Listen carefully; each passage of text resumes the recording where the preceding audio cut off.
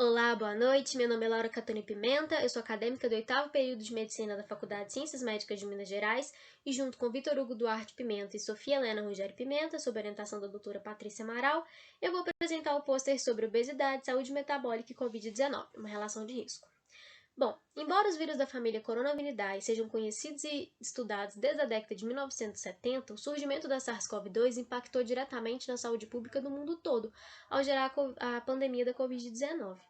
Essa é uma doença com acometimento multissistêmico, embora a topografia mais discutida seja geralmente a do aparelho respiratório. Comprovadamente, a presença de comorbidades pode afetar negativamente a evolução dessa doença, e múltiplos estudos demonstraram a influência da saúde metabólica no curso da Covid-19, tanto na fase aguda quanto na fase da recuperação tardia.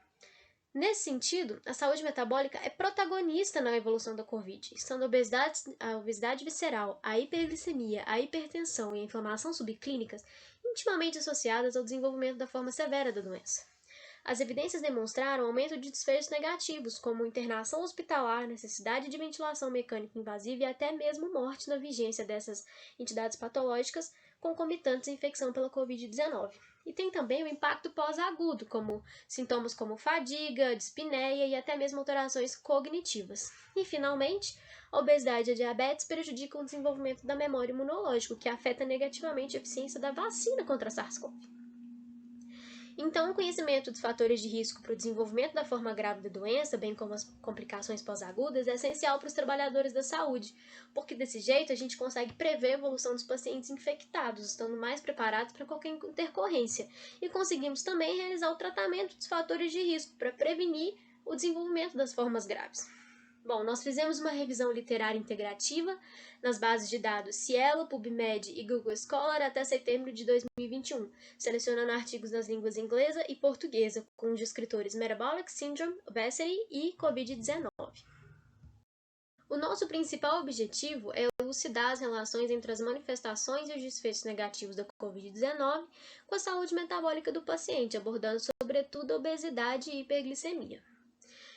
Bom, através desse trabalho, a gente conseguiu analisar estudos que mostram a relação das comorbidades com as formas mais graves da manifestação do COVID. Por exemplo, em Lille, na França, o Dr. Simonet comprovou a partir de um estudo envolvendo 124 pacientes internados na unidade de terapia intensiva o aumento significativo da necessidade de ventilação invasiva mecânica naqueles pacientes com IMC acima de 35, quanto comparados àqueles com IMC abaixo de 25.